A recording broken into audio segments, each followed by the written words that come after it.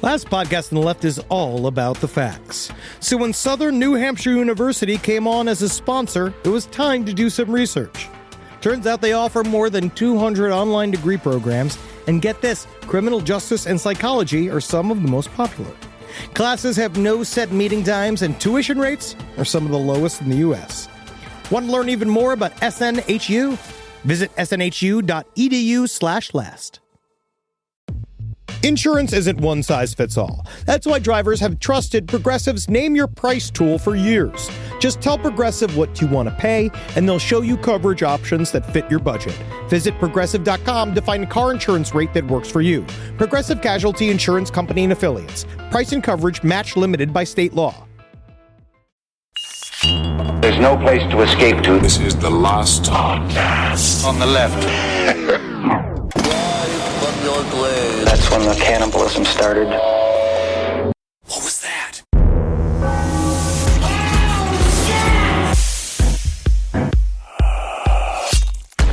Yeah, sounds great. Gems of Fire is my favorite drum solo. Come. You know, it's very simple. Yeah. But I like a simple drum solo. Yeah, That's so why I do like I. Inagata Davida. Yeah, that one's also good. Frankenstein's good too. That one's at least a little fast on that one. Yeah.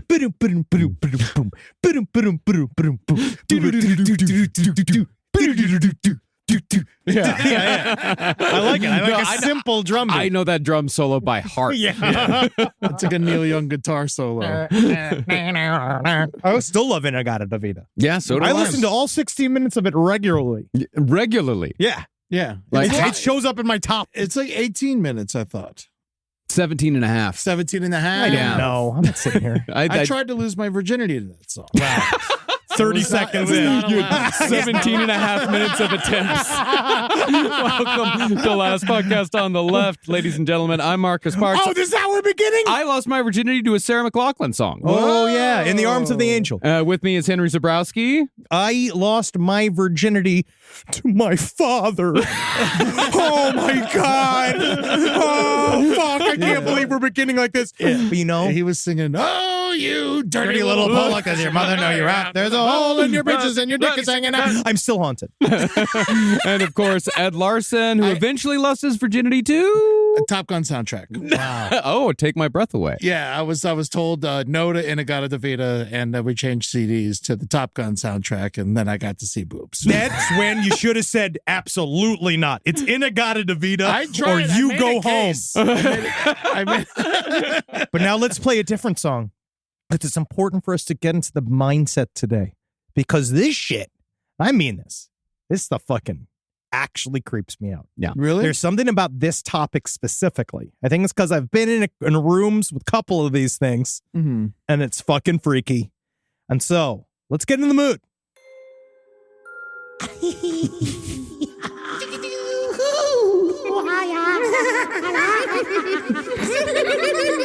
This is revenge for Barbie not getting the Greta Gerwig nomination. I like you, Henry.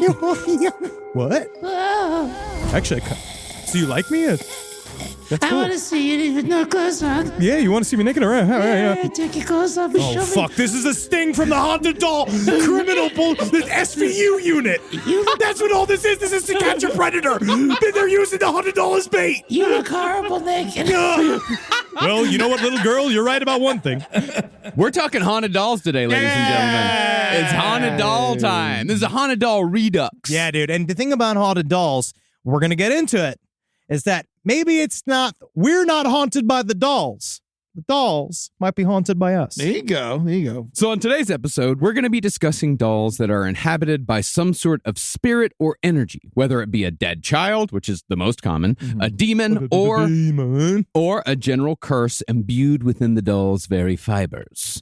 Perhaps not coincidentally, haunted dolls almost always look haunted and are very rarely the sort of regular plastic doll you'd buy at, say, Walmart. Instead, these dolls are usually well-crafted and are often decades, if not centuries old. I find it's a bit of a chicken and the egg about whether or not they look haunted. Because yes, all of these dolls are creepy. When you look at them, for us, quote unquote, objectively, they're creepy. But are they just creepy because we know that they are haunted and there's weird activity around them?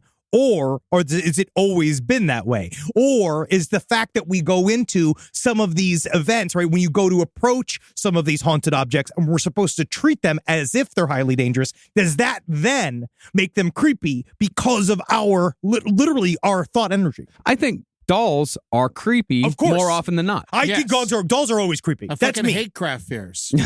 You see, but I love dolls. My mom used to make dolls, right? That was This like one of her doesn't favorite. surprise me in any way whatsoever. She loves dolls. She used to make all of them. She got into like all of the creepy ones. She liked the old timey ones. Like my Jackie had a doll that she just called Baby. That was this like flat. It looked like a butt plug in shape. Okay. But it's one of those. And again, creepy factor. I always hate when dolls do this. That it was you flip the dress up, right? You look at it, instead of looking at its pussy, you see its sleeping face. You pull the dress down, you see its awake face. And all dolls that are awake and then asleep, because then the eyes mean there can be no witnesses, when you lay it on its back, that creeps me out. So it had legs growing out of its head? It was like a shapeless blob. Remember, like the "I love you" for Mr. Show? The smokes thing? Pit Pat. Pit Pat. Yeah. It's Pit Pat, but it's got a baby awake face on the top. You flip up its dress, and instead of having a bottom half, it's just another sleeping head. Yeah. Oh, okay. It's like sort of a blob. Like, you remember Harold and the Magic Crayon? No. Yeah, it was a baby with a magic crayon, and it was purple, and it was a children's book. I loved it. Yeah, it is. Yeah, It's yeah, very but it was wonderful. a little blob type thing. Man, my Aunt Patty used to have this fucking doll. It was like Timeout Sally or something like that. And it had no face. And like its whole thing was you put it in the corner, facing the corner, like it's in timeout and shit. Yeah, it looks like a Blair Witch. I hated the fucking doll. Every time I stayed with her, I'm like, get rid of this doll. What are we doing here? And then I remember one time she put it in my bed. I came home late drunk, and it was in my bed. I was like, you cunt. Now, according to the book Dolls of the Dead, you're not supposed to call a haunted doll possessed. No. Instead, the book suggests that one uses the term spirit attachment when talking about a haunted doll. PC culture strikes again. Yeah, man, woke ass shit. Yeah, he's We fucking- can't even say the word. We can't say P word anymore. Fucking Annabelle's a goddamn murderer, and I'm supposed to care about her feelings? You gotta be careful. You don't offend them. Because next thing you know, we're gonna get 1-star reviews from all these haunted dolls.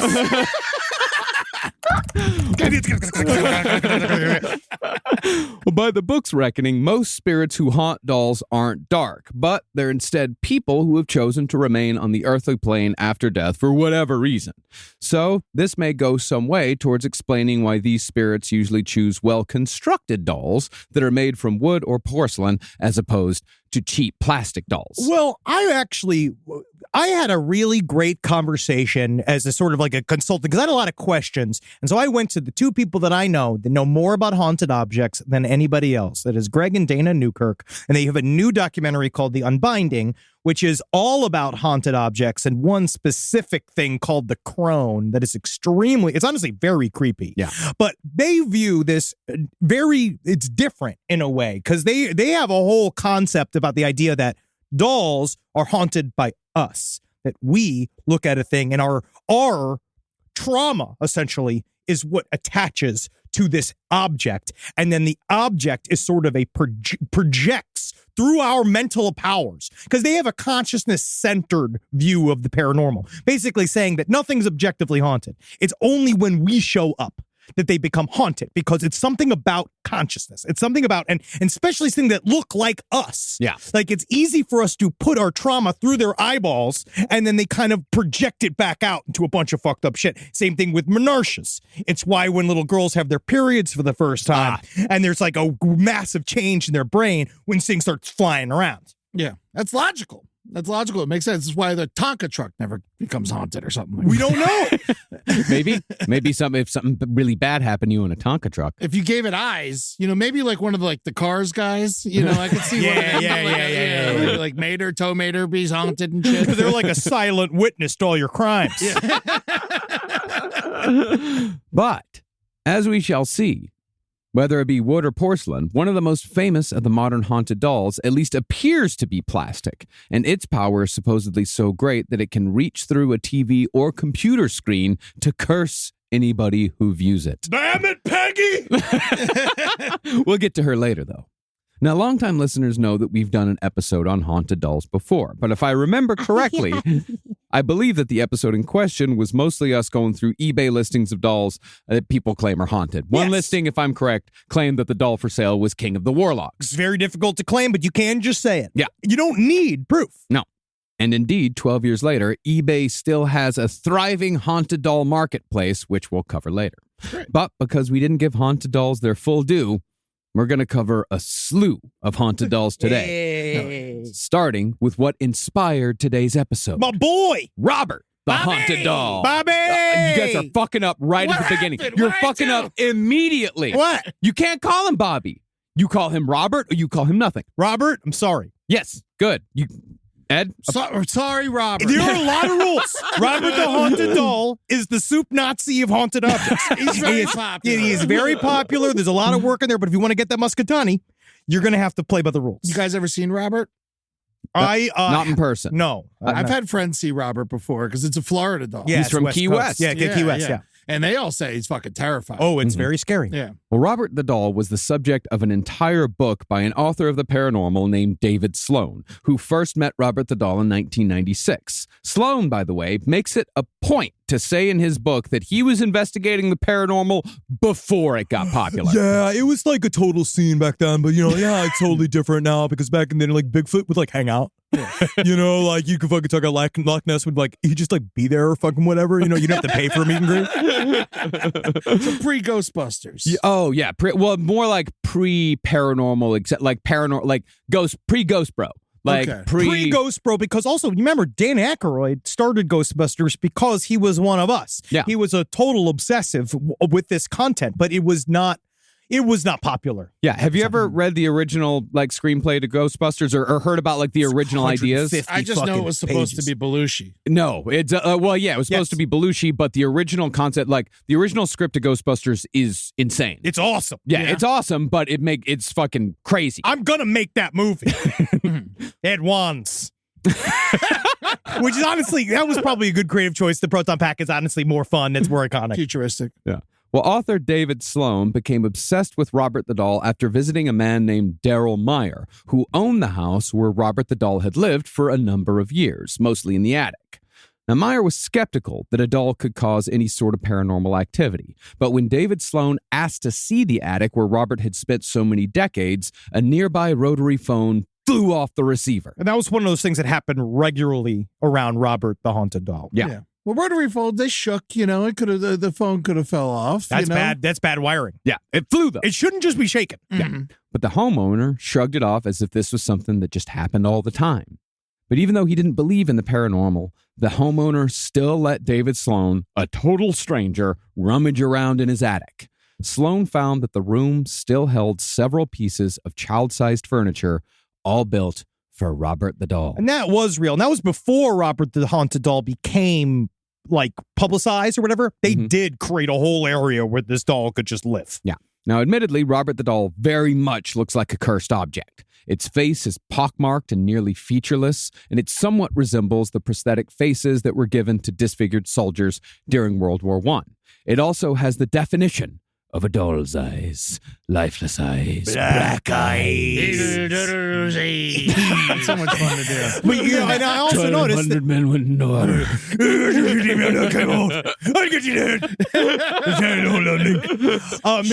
me. you did it great. Eddie, you actually did some good Google searching right before here, but it is important to remember, we did learn this. When you type in Robert the Sailor Doll, you need to include haunted. Because if not, it brings up a whole twink universe that I didn't know was there.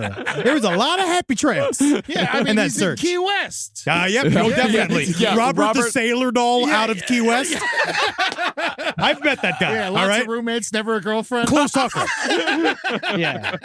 His belt buckle touched my belt buckle when he hugged me. Robert is also surprisingly large. It's child-sized. It's 3 feet tall, but only weighs about 6 pounds. It's a unit. Covering his felt and wire body is a yellowed 4-piece sailor suit that replaced his original costume of a pink and green harlequin outfit that was replete with pom-poms. So he was a cheerleader. No, Harlequin. No, not pom-pom. Little tiny pom-poms. Oh, okay. Wibble bobbles. Yeah, but wibble wobbles. Yeah. Yes, I know what you're talking about. I actually find the sailor costume to be creepier than a Harlequin costume. Oh, easily. Yeah. Because Harlequins, I'm not phased Harlequin, by. well, it's hack. Yeah. At this point. But yeah, a tiny haunted sailor is terrifying. Yeah, because I know a lot of big adult haunted sailors. We lived through Fleet Week many a time in New York City. Oh, yeah, they got a story to tell, and they got a boat that doesn't go anywhere.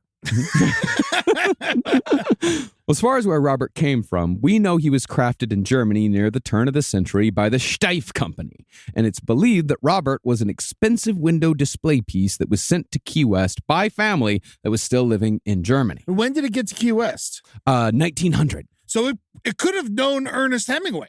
It was in the same neighborhood. He probably spilt a couple of beers on it. But soon after Robert arrived dressed in his original clown outfit. What if Robert the Sailor Doll was his inspiration for the guy with no penis in that fucking book? It could be. Robert Robert ain't got Doll no has dick. no penis. Have No. we checked Robert's penis? No, it's got no penis. They said none. Yeah, no one. They said none. They would have said. There was a whole chapter in it on the book. Yes, there is. That describes every inch of Robert the Haunted Doll. None of it. There's none. There ain't no penis. None is quit checking, quit Not a asking. single. No spaghetti, no weenie. We are going to call the Haunted Doll SVU unit, sir, if you ask one more question about Robert genitalia. But soon after Robert arrived dressed in his original clown outfit, those clothes were replaced with its current sailor suit. That suit had once belonged to Robert the Doll's first owner, the long-suffering Gene Otto. No, I'm just blown away. I gasped. Yeah. Oh, yeah, I gasped. Now, at the turn of the century, it was quite normal for boys to play with dolls, so Gene and Robert soon became inseparable. But the nature of Gene's obsession is speculated to have less to do with a child's normal attachment to a beloved toy and more to do with good old-fashioned voodoo. You know, even just the obsession, because that's what they said is that, and this obsession continued throughout Gene Otto's life. Yeah, which we'll get into. Yeah. Wait, this is there's something attached to this. He saw something in this doll, and that's kind of what they talk about. It's because it's about our relationship with the object. Yeah. It's what does it mean to us? You know, there are certain objects that, when I was talking with the Newkirks, they talk about trauma. Like I brought it up before, but the idea that like you're in a room where something traumatic has happened to you, your focus was an object while you're in that room while something traumatic is happening to you, and it's like you shoot at it, right? You make it filled with this kind of energy. Where something like this is like, if you're really lonely, because that's another one of those like deep, dark, especially when you're a little boy and you don't know what to do, like because your emotions are stronger when you're a little kid. Like you're a little bit more, maybe, you're not more in tune, but you're definitely more vulnerable and sensitive. And the idea of like, you becoming obsessed with this other thing and it's sort of like implanting your personality on it. Oh, I was extraordinarily attached to my My Little Monster doll. Yeah. Like Your Little Monster doll? Yeah, My Little Monster. Yeah, the big. I remember that. the big, Yeah, there's yeah, the big yeah. fat one with the long nose and all that. No, I was attached at the hip to that thing. I loved it. I love my baby Tugs. Care Bear. Nice. Yeah, he was a good guy. Now, do you think Key West, throwing out some theories here, lots of Haitians in Key West. This is what especially back in the day. Yes. Straw market. Mom could have yelled at someone at the straw market. I curse you. Curse the doll. Yes. Well, here's the thing. Concerning that, Gene Otto's grandfather was a doctor named Joseph who had a servant from the Bahamas named William. So it's still West Indies. And William was married to a fellow Bahamanian named Emmeline. Dr. Joseph Otto went blind in his later years, and William cared for him until Joseph died from internal injuries after suffering a fall. It was really nice, honestly, their relationship. Yeah. But once Dr. Otto was dead, Thomas Otto, Gene Otto's father, hired William to work as a clerk at his drugstore. Soon after, Thomas Otto began an affair with William's wife, Emily. Oh, yeah. As is evidenced by journal entries written by Gene Otto's mother, Minnie, and also further proven by the fact that Minnie Otto specifically requested not to be buried in the Otto family plot after her death. She actually had her name to be changed to the Mini Cooper. Here, of course, is where the curse comes into play. See, Emmeline gave birth to a child during her affair with Thomas. It was Thomas's child, and this is evidenced by a lawsuit that she filed against the Otto family. Tragically, the child died, and it's said that Emmeline used voodoo to trap her dead child's soul inside Robert the doll. Wow. Yeah, dude. Okay, so yeah, it's Who probably knows? happened. It's a lot of, there's going to be a lot of spite talked about today. Okay, But that cool. makes a lot of sense. Spite is one of the really powerful emotions that we have. I mean, that's why we're here. It's why we're sitting here today. No, Yeah. this whole network has been fueled by spite from the beginning. Yes, and it's nice because but it does create problems. You have to be careful because if you're seeking revenge, it ends up coming back on you. And also, like, if you put that in someone's head, they're gonna, like you said earlier, help it manifest. Mhm. Yes. Well, this, author David Sloan speculates, is why Gene developed a lifelong attachment to the doll, because Gene intuitively sensed that the soul of his dead half-brother was encased within. I mean, it's a big jump, but it is interesting. It's a very large jump. But the idea that you maybe even as a kid have heard these things. Like, I like to kind of something along these lines. And I'm going to continue on, even though my mic just cut out. One, it's definitely not because that I'm maligning Robert the Haunted Doll. No. Right? No, because not at I all. didn't. And I want to say I'm sorry again, Robert the Haunted Doll, because that genuinely creeped me the fuck out. Yeah, it generally, I mean, it's not due to the fact that this Scarlet already has one input that shat out and we just went through a studio move and these things just don't really last Yeah. for a long time. And you spit constantly into the microphone. It better covered not in be. water. I just want to say again, I'm sorry, Robert, and I love you. But I think there's a practical edge to this where you could, maybe as a kid, you'd be surprised what kids hear. Yeah, right. And of what they could he could have heard the story. Right. He could have watched his parents going through this conflict. He knows that somebody's like. He knows maybe about his father's infidelity. Mm-hmm. Maybe they've even said this like through the rumors or other people have told him. And then in a way, it's still him haunting the doll because he's thinking about his dead half brother. Maybe he thinks about that and he plants that in Robert the doll. He gave it a vessel. Yeah. I mean, it might even be that he walked in on Emmeline doing some sort of ritual with the doll. I mean, whether or not it's, the curse, quote unquote curse is real or not. I mean, if a kid sees, he walks in like the woman that's married to like his dad's employee is doing a voodoo ritual on the doll. Yes. It's going to put something into that doll. And the power of curses is the belief in them. That's right. Now, interestingly, Gene was the one who actually named the doll, and the reasoning behind the choice gives it a bit more of a paranormal oomph. Gene's full name was Robert Gene Otto, and he originally went by the name Robert, but as soon as he received the doll, he demanded to be called Gene instead so his doll could take his first name. That's the first step towards anthropomorphizing the doll. Yeah. Yeah, this doll is me. I am the doll. Yes. It's very Persona. You Yeah. ever seen that movie? Nope. Persona's great. Ingmar Bergman. It's Yeah. great. It's a lot of like crossfades of two different, very scary looking white women's faces. Oh, okay. You'd love it. Yeah. Face off. Face. It's nothing like Face Off. No, yeah. Face Off, I actually. Are you I saying like an that. Ingmar Bergman movie is nothing like Face Off? You could see the inspiration. Yeah. Now, it's rumored that the story of Robert the Doll inspired the Child's Play movies, which gave birth to the foul-mouthed munchkin named Chucky that we've all come to know and My love over the boy. years. My Love you, fucking Chucky. boy. Love you, Brad Dourif. Yeah, of course. There is, however, no direct evidence for this. I mean, haunted dolls, it's just kind of a thing. It's haunted dolls. Yeah, it's haunted And dolls. he's a serial killer. Yeah. Yeah. But throughout his childhood, anytime mischief in the Otto household was attributed to Gene, the little boy invariably said, quote, Robert did it. Additionally, Gene's parents said that they could sometimes hear two distinctive voices coming from wherever Gene and Robert were playing together. Technically, they probably would have said the same thing about me. Yeah, Yeah. exactly. I played pretend all the time. But Yeah. it's different when it's just like, you're going like, oh, Wabba, you're so funny. It's so nice to be around you. And you're like, yeah, kill your fucking parents. Let's kill your mother. Let's kill your fucking mother today. You ever play Sharpen the Knife there? The most disturbing recurring event was when Gene's parents heard screaming coming from Gene's room in the middle of the night. They'd rush over only to find the little boy struggling to pin Robert the doll to the floor for some unknown reason. It's not good. No. He's trying to join the Navy. Eventually, though, Gene grew up, left Robert the doll behind, and moved to Paris. Oh. There, he studied art and met his wife, a concert pianist named Anne. But before long, the couple returned to Key West, where Anne was shocked to find that her husband's childhood doll had its own room in the attic filled with child-sized doll furniture. This is where it really continues the empowering of the doll to be haunted to other people. The mom, Mr. Boy. No, because the word came from Gene. They wanted there was this thing throughout his whole, going to be an adult. Go learn. He went to the sexiest city in the world. He went to Paris. He got boned up. He became an artist. But the whole time, he's like, make sure Robert's comfortable. You know what I mean? And so the mom set it all up in the attic. And can you imagine that? You do love, let's say you really were, what's his name from Ace Ventura? Laces Out. Oh, yeah. Ray Finkel. Ray Finkel.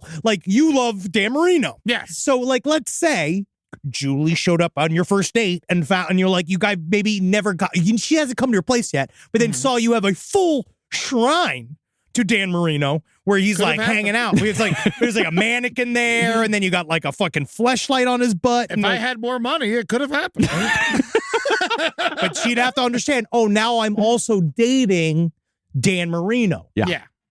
Anne became even more alarmed when her husband's childhood fixation on his doll reignited upon their permanent return to Key West. Robert, hi. Yeah. I find it to be cute. You think it's cute? I think it's endearing. It's terrifying. If I would have found I miss my baby Tugs. Yeah. If I would have found baby Tugs, I put baby Tugs out and everyone would have to deal with baby Tugs being around. But he's gone. I left him in Showbiz Pizza and he's gone. And I miss him. It's me, baby Tugs. If it just shows back up tonight, I'm going to be really upset. I'd only love it if it was 6 foot tall. Hey, now a man Tugs. How you doing, Daddy? It's me, full-grown man Tugs. Some fucking dude knocking on your door. Hey, Tugs. Hey, Tugs. It's Tugs here. Tugs, come for my share of your wife.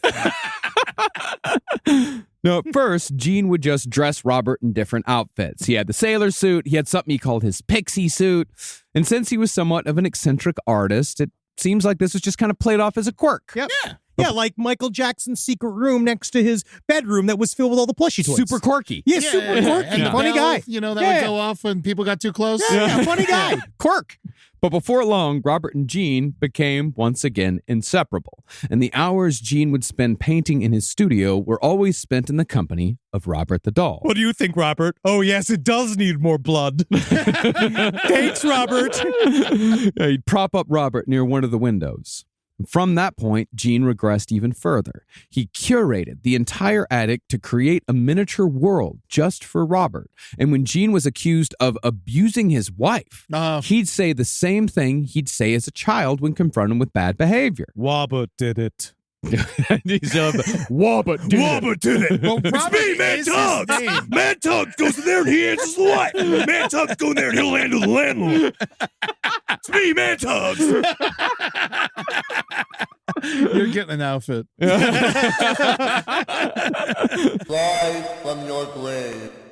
This podcast is brought to you by Squarespace. Squarespace is an all-in-one website platform that helps you stand out online. Yes, that's right. You don't have to smash your face with a hammer. You can just start a business. It's got everything you need on Squarespace, from securing your domain to building a professional site and showcasing your work all in one place. Let's say you want to show everybody how you can carve your ribs out of your lower abdomen so that you look more like a Ken doll. That's amazing. You can bring your vision to life with AI-powered design or curated templates, plus flexible editing tools that helps you create something that truly reflects your style, especially if you are somebody that is trying to corrupt the young men of America. That's what Squarespace is really going to help you. Squarespace makes it easy. It makes it easy for you to put all that together, and you just go to Squarespace and do it all.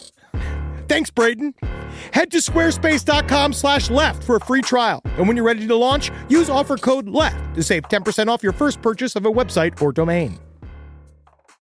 Summer means freedom. And for adults, summer means work next to freedom. But thanks to Mint Mobile's summer sale, it can almost feel like the work is playtime for the adults. Right now, all of Mint's plans are $15 per month, even unlimited. Free yourself from big wireless and switch to Mint Mobile for high-speed data and coverage on the T-Mobile 5G network. It's so well connected, I could call from anywhere, deep from well within my bunker, where my AI-fueled robots slowly but surely toil for me, but I know for a fact I'm saving money on my phone plan. Or up above, where I'm training all of my giant Amazon female warriors who will fight in bulletproof mesh. Also, honestly, Mint Mobile's really cheap, and it's really reliable, so you should use it. To get your new wireless plan for just $15 a month, go to mintmobile.com/LPOTL. That's mintmobile.com/LPOTL. Cut your wireless bill to $15 a month at mintmobile.com/LPOTL. That's it. There's no catch. Upfront payment of $45 per 3 months, $90 for 6 months, or $180 for 12 months. Plan required, $15 per month equivalent. Taxes and fees extra. Initial plan term only. Greater than 50 gigabytes may slow when network is busy. Includes up to 20 gigabyte hotspot. Capable device required. Availability, speed, and coverage varies. See mintmobile.com. Hey there, all you Quinceaholics. Oh, I feel so good. I got the breeze coming through my linen pants and my linen shirt. Oh, it's too hot for my cashmere sweater. Thank God I got this wonderful undershirt and sunglasses to keep my eyeballs safe from the radiation of a star that's trying to kill all of us. I digress. Listen. Quince has got anything you need. They're going to help you out. They're going to change your life. You like simple, plain, good-looking clothes with high-quality fabrics? Quince your hiney. Get in there. Take care of yourself. Be good to you and dress like a prince when you're wearing your Quince. I got a silver chain. Woo! Doctor, I got a silver chain. It looks great. You can get anything you want. They have gold bars. All right, you want to buy a gold bar? Quint's got a gold bar. All right, you go get that for yourself. You treat yourself nice and you dress even better.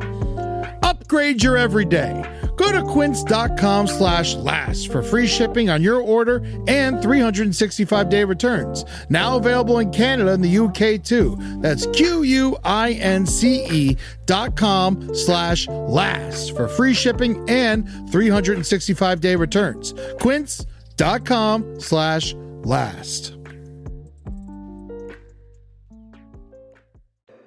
Now, by the end of his life, Gene was spending most of his time in the attic talking to Robert.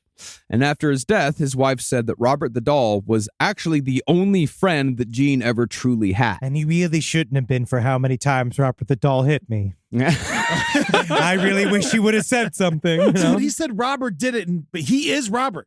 Yeah, he is Robert. He's kind of admitting to it. It's sort of. Have you ever seen that Anthony Hopkins movie Magic? Dude, it's so good. No. Did you end up watching it? I've seen it, yeah. Oh, it's so fucking good. It's one of those like forgotten classics where Anthony Hopkins is like sort of he's a ventriloquist, or he's a magician. He wants to be a magician, but he ends up doing this ventriloquist act, and the lines between the doll and the man become blurred. And it's Anthony Hopkins. He's fucking great in it. He's unbelievable. Yeah, he got nominated for a Golden Globe for it, and it's just one of those movies just gone. But I found it on Prime the other night. It's on Shudder. Fucking love it. Hell yeah. Interestingly, though, the special treatment of Robert the doll continued after Gene died in 1974. Gene lived to be 74 years old. Imagine that, a 74-year-old man in an attic jabbering at a doll. It's a lot. I'm just surprised he can get in the attic. I mean, yeah. That's what it was, his exercise. Mm-hmm.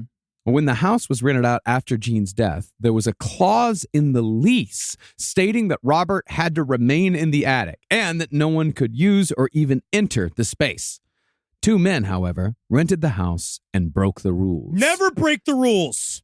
Never break the rules. No, especially not when it comes to Robert the doll. Yes. Or any cursed fucking object. Definitely not with Robert the doll. Just to err on the side of caution. Yeah. Break the law.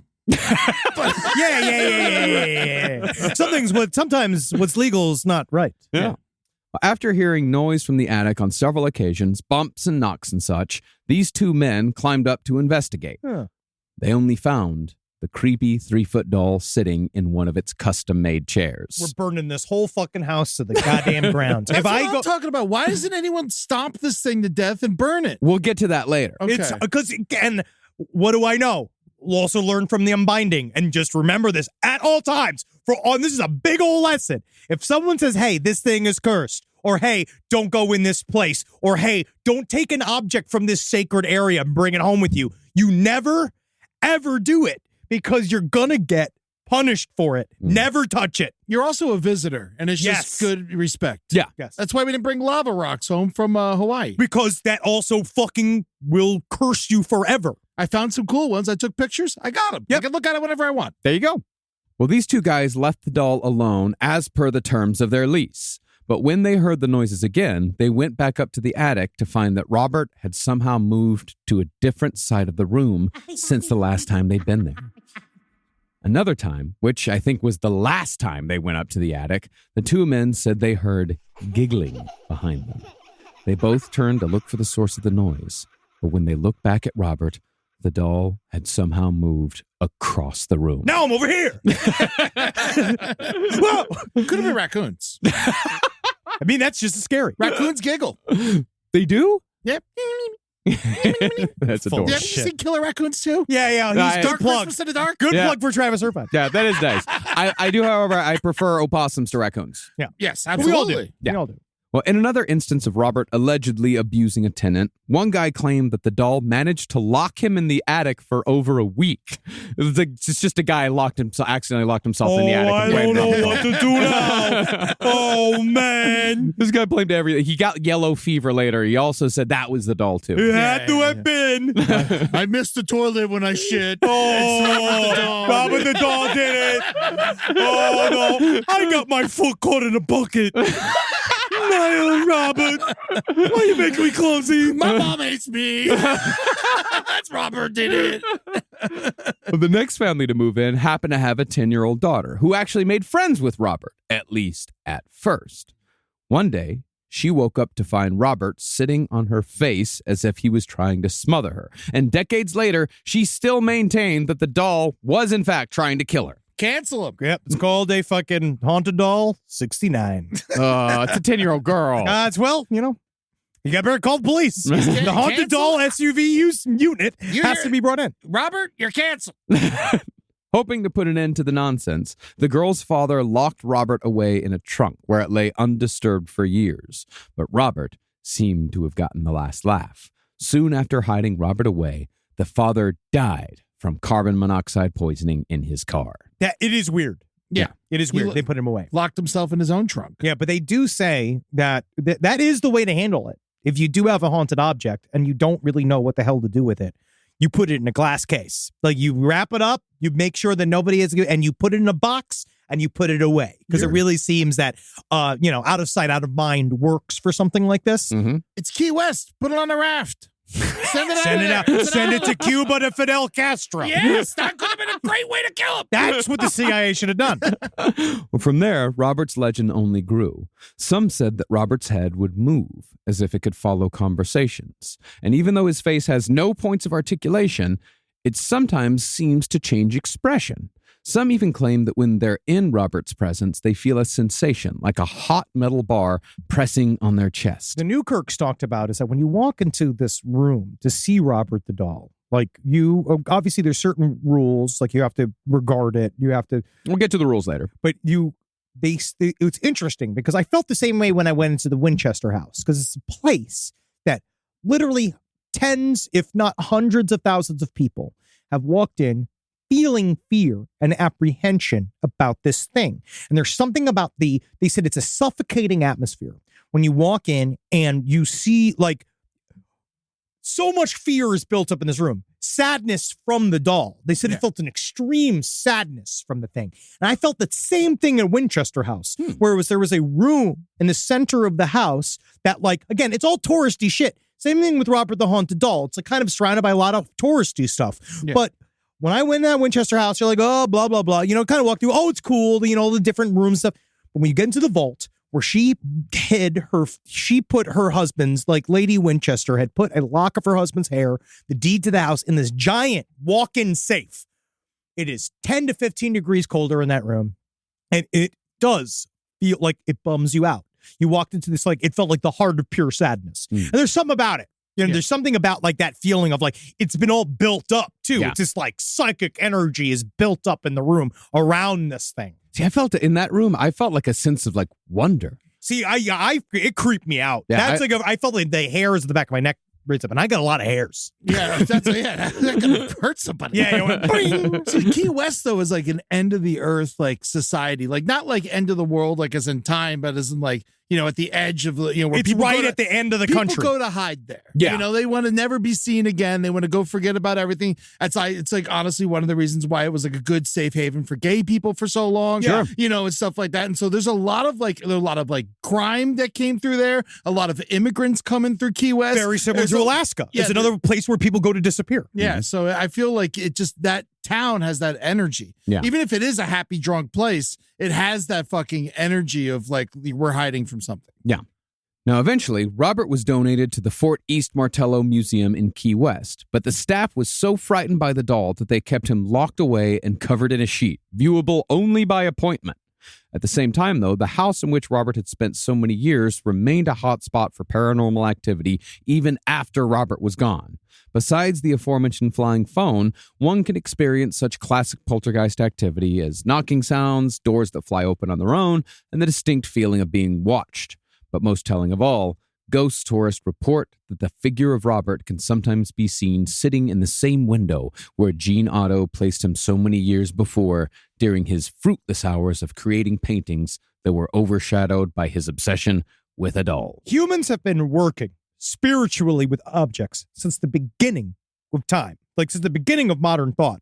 We talked about this as a kind of like, in the ancient Roman times, in certain areas where like they would build an effigy to a something, like whether it be a god, a demigod, a spirit, and then they believe that object was the god. And if you wanted to destroy a local small religion, you go steal their god and destroy it. And literally their god is dead and they are left. But it's weird. So this stuff actually is there's something to how our consciousness works, and diffusing it through, amplifying it through an object that is outside of us. It's something that allows it to, and for some reason, it can create a prism of paranormal activity very easily. The Newkirks are trying to prove that they can do it on their own and haunt an object by thinking about, like creating a story, like a tulpa. The same thing. We're creating a thought form, an egregore that can pop off the thing because now, like, you filled it with pictures from your own mind and your own emotional connections, and then you kind of like, I don't know, for some reason it works as a conduit. Yeah, the ancient Egyptians used to take clay pots. They would make a special kind of clay pot. They would paint the name of the person that they wanted to curse on the clay pot using red paint, and then they'd take it outside and they'd smash it. Dude, and that was is the supposed to kill oldest them. time. Counterproductive. Yes. Honestly, I feel like Tootsie, my dog, has been dead for years. You never know. You don't know. It is said, however, that Robert is not the only spirit haunting the house. Sometimes guests feel a ghostly female presence, which some believe is Jean's mother, Minnie. And a woman in a wedding dress has been seen walking down the stairs like so many ghosts are wont to do. Stairs are paranormal hot. There's so many ghosts walk downstairs. Transitional areas, liminal spaces. My mom swears that she was pushed down a flight of stairs by a ghost. Wow. Yeah, it's a much bigger story than right now. Yeah. Most recently, though, in 2003, 80 people gathered at the Robert house for Jean's birthday, and all of them reported seeing a flurry of orbs flying through the house before they scattered either to the sky or the ground. Now, Robert the doll was finally put on permanent display in 1996 at, as I said, the Fort East Martello Museum. And from reports, electrical malfunctions are the most recurrent phenomenon when it comes to Robert. But it's cameras in particular. Yeah, we've had no up around Robert. We've had no problems with the cameras yet. Just my microphone stopped working for some reason. But there's the wiring in Florida. It's a hurricane. It's fine. It's all shit. It's like popsicle sticks. It's creepy as fuck, dog. It's all fucking driftwood. See, when people try to take photos of Robert, conventional cameras don't work, at least not all the time. In some cases, the batteries in digital cameras will drain in Robert's presence, but return to full charge once the owner has left the building.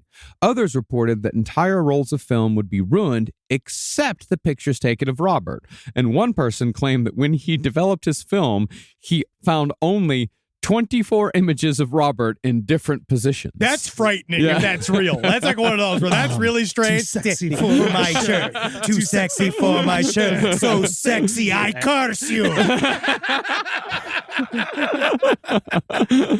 From what I can tell, though, the last time Robert was taken out of his box was in the late 90s when restoration was performed on this century-old doll. But they had asked for permission. Yeah. But on the day after he was returned to his case, an employee said he saw small doll-sized footprints in the dust on the floor. That's just shit that's like when dolls do stuff like that, been like, "Ooh, you creepy doll. Yeah. You creative. I would make the footprints. You Yeah. know, like Yeah, I of would course. keep the doll. Yeah, it'd be fun as hell. Yeah. I got these fucking. Well, just as the employee noticed this anomaly, he heard tip-tap-tapping coming from Robert's locked case.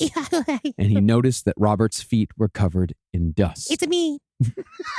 He then heard, emanating from somewhere in the room, a lone, ominous giggle.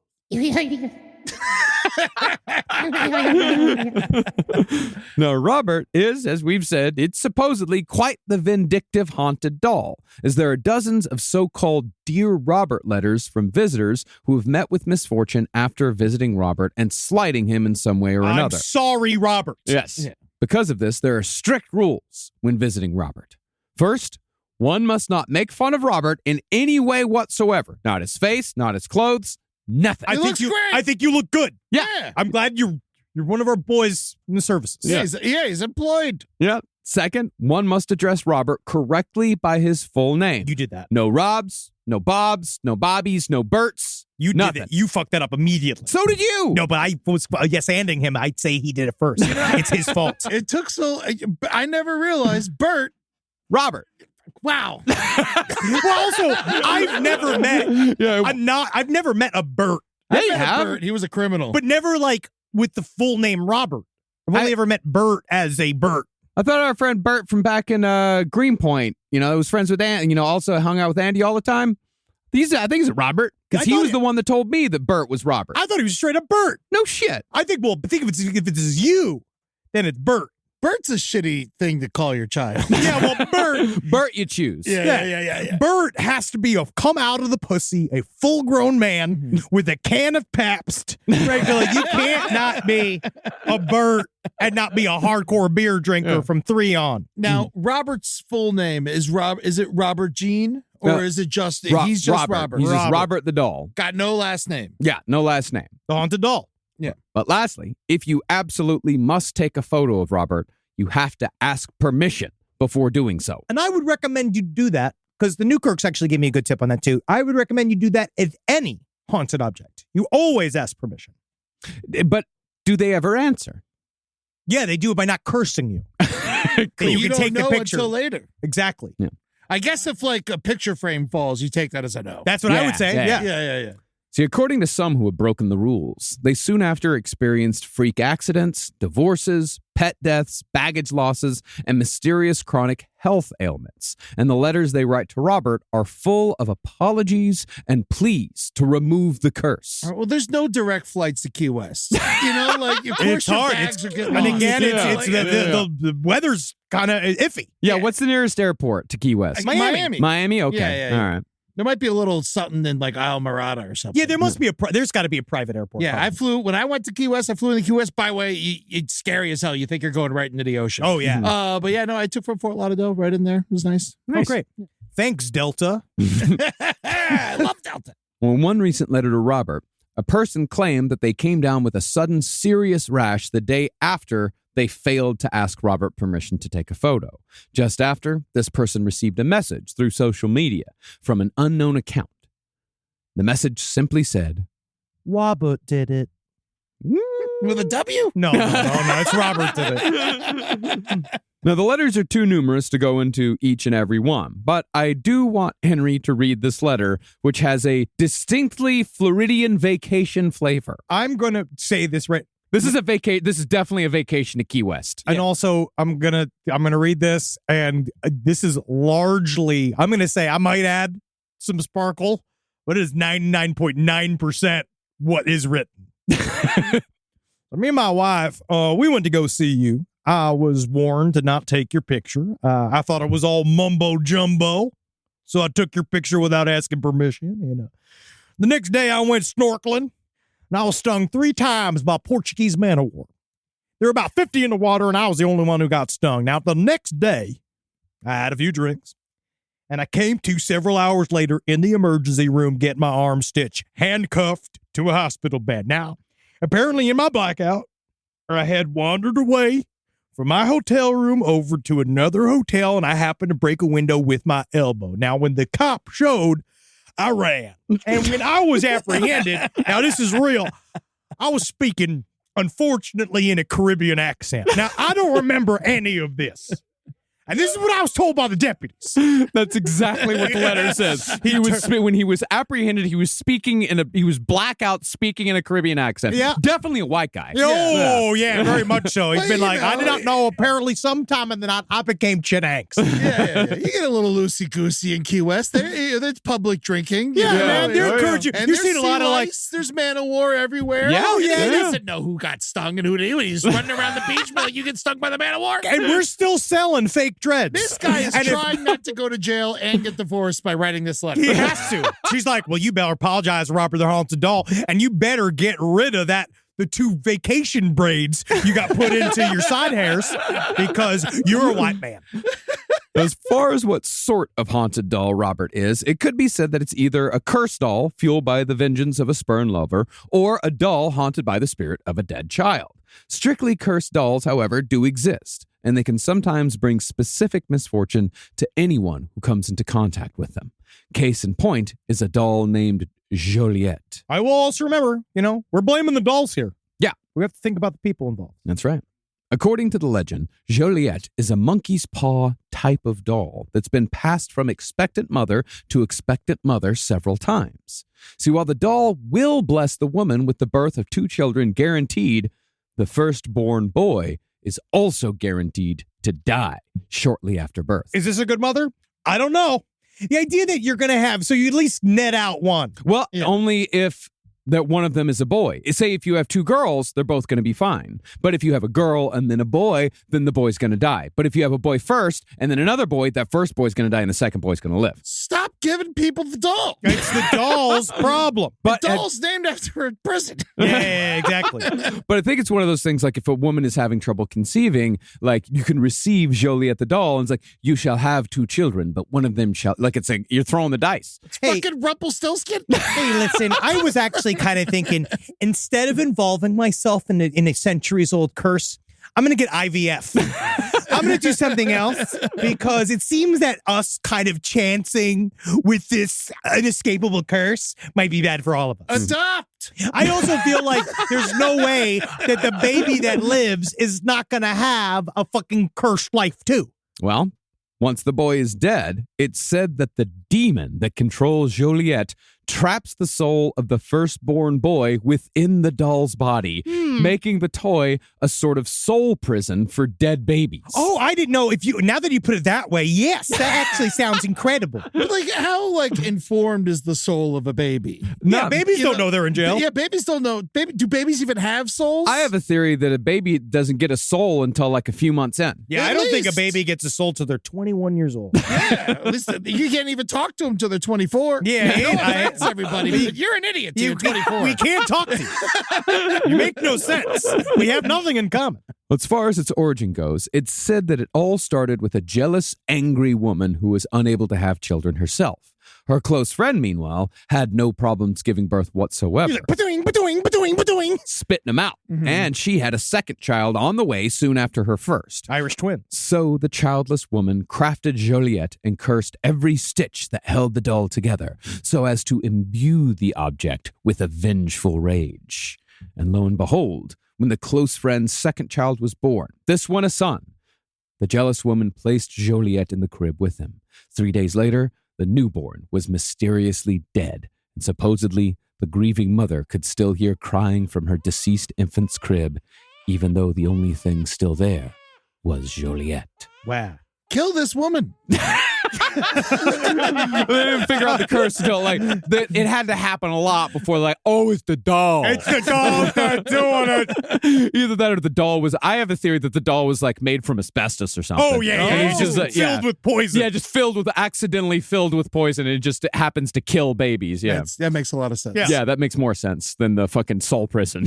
Yeah. Soul prison is just hard to quantify. It's hard to see if you can't visit someone in a soul prison. But this woman who lost her son still had her first child, a daughter. That daughter grew up and had a child of her own. This child was a boy, her first child. And for some reason, Joliet the doll had stayed in the family and was placed in the newborn boy's crib. Whoa. A few days later, that baby's dead too. Yep. But the second son, who also had Joliet as a bedmate, survived. The cycle continued, with mothers passing down the baby-killing doll from generation to generation, although today the whereabouts of Joliet are unknown.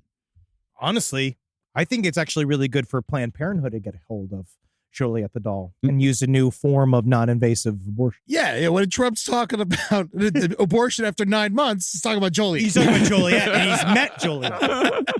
In another case of a baby's soul being trapped in a doll, we have to go back to Tsarist Russia to the year 1730. Ah. According to the legend, one of the Tsar's mistresses became pregnant, but the child was born hideously deformed.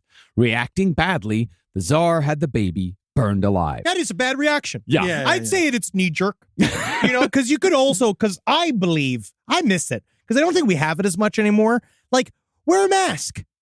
I think it'd be so cool if you got like jacked up, if you got bird jacked up, right? Where's there's got to be more masked people, like Big Steel mask or a Phantom mask or like something like the Cobra Commander style mask. If that's your choice, but I think everyone should be, free with their deformity. But or have more fun with your deformity. Yeah, it's more accepted now, even like from the 90s.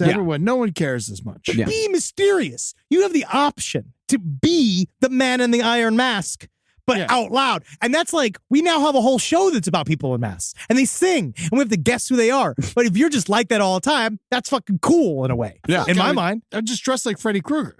That would be awesome. That'd be cool. Scare people. Use it. And so, the mother crafted a doll named Katya to remember her murdered baby and used the ashes of the child in the porcelain mixture. Yeah, I probably shouldn't have done that. Yeah. And indeed, Katya is terrifying. It has a white porcelain face that seems as if it was purposefully made to look angry, and it has eyes of 2 different colors. Rob, if you could show Ed Katya for a reaction, I would appreciate it. I checked out Katya earlier. She's pretty good looking. It was kind of crazy that when you were saying you had a weird coincidence too. I had a very weird coincidence. I was discussing RuPaul's Drag Race with Maddie, who does all of her social media here. Yeah. And just as I was writing about Katya, about 30 minutes later, Maddie texted me about a contestant on Drag Race named Katya, who's named after the haunted doll. Wow. Yeah, I mean, it's coincidence. It's fun. It's the one with the cracked head, second one, right? Katya with a J. Katya with the J. It's Russian. Katya. Katya. Yes. Oh, There we yeah, that is not good looking. I mean, it's old, Whoa, it's got vertiglio. It's got one bad eye. No, man, it's got Michael Jackson disease. Yeah, man. Ignorant. Oh, man. Oh, shit. Oh, man, that's how Michael Jackson, that's what he looked like when Tito asked to be cut in. Maybe the doll just needs to be, fixed up a little bit. Maybe it needs a little love. Honestly, again, give it a new eye. All we have to do is get it between 20 and 25 different plastic surgeries, and then maybe you'll be able to marry Lisa Marie Presley, also R.I.P. Very sad. Yes, also double R.I.P. Yeah, everybody's dead. When Michael Jackson, he got burned up in that Pepsi commercial? Yeah. Yeah, he, thank God for the people on set, because he could have become Freddy Krueger. Oh, he was already halfway there. He had the hat, the glove. That's all we needed. The child molestation, everything. Boom, done. All he needs is a sweater. Now, when the Tsar learned of this macabre object, he ordered it to be destroyed, just like he ordered the baby to be destroyed. Burn in the gate. But the mourning mother... Get it off there, But the mourning mother told him that if he killed her child again, he would be forever cursed. Erring on the side of caution, the Tsar decided it wasn't worth the risk. Yeah. And Katya has survived to this day. Or at least a doll that people claim is Katya. Yeah, I has keep survived. hearing it's probably good to not amass any more bad luck because I hear a lot of people getting angry about not having anything out there. They're throwing rutabagas at the guests. Now, why not? Now, I know the doll is cursed, but why not? If the doll's killing people, because basically, if you give a cursed doll to someone, you're cursing them more than you're cursing the doll, That's right? manslaughter. All right, so why not Second-degree manslaughter. curse the doll in a way where the doll dies? Doll's already not real. Doll can't die. But Yeah. if it's running around, it's real. If it's running around like Robert, you're calling Robert not real? No. You gonna say anything no, about Robert the Robert Haunted right now? Doll. You Makes say sure Robert's not real? Well, I'm just saying that doll technically just should be arrested. I don't think you get rid of the doll. I think the doll needs to be arrested and put into doll jail, which is a curio cabinet inside of a haunted object collector. Yeah, what you're thinking is that we should put laws in place to make living dolls illegal. Yes. Like, if you're a doll that's living, you are an illegal being. I actually want to Deport fight. So, and then I'm going to then call the ACLU because that dog is, because now the doll is alive, that's a voter. That doll is an American citizen and needs to be treated as such and has the same inalienable rights as other citizens of this great country of ours. Oh, Robert is German. Katya is Russian. Yeah, so, well, they can't vote, but we accept them. Unless the Statue of Liberty's full of shit. Who's the biggest haunted doll of all? Could be a giant haunted doll. Yes. Definitely filled with people. Yeah. Well, a few years ago, a person claiming that their doll was the legendary Katya tried selling the doll on eBay, but something went wrong with the listing again and again, as if the doll didn't want to be sold.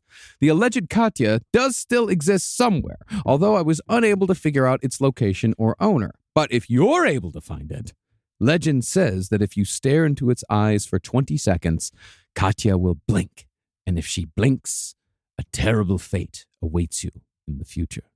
You get the blinkies. All right. So I just thought of a great movie. Okay. We round up all these haunted dolls, you know, all these famous haunted dolls. And we're like, we got to get rid of these haunted dolls. We don't know what to do.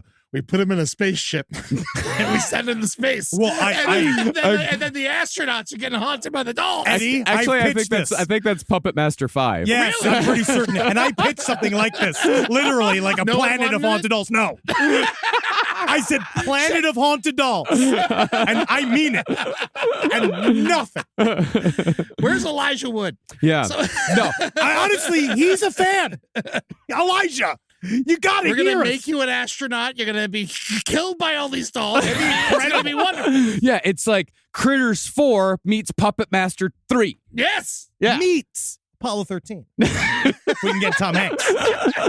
No, wait. Critters 4 was Critters in Space. That's right. Yeah. Yes. Yeah. Critters 3 was Critters in the City with Leonardo DiCaprio. Oh. Wow, I didn't know It that. was one of his first movies. Oh, wow. Yeah. I'm going to email him. Yeah. Critters 2, also fantastic. Leonardo DiCaprio at mindspring.net. Rise from your grave. Last podcast on the left is excited to collaborate with Audible. Audible has a massive range of ad-free crime fiction, nonfiction, and true crime podcasts. You know, there's so many things you could do while you're listening to an audiobook. You can clean up your own personal crime scene.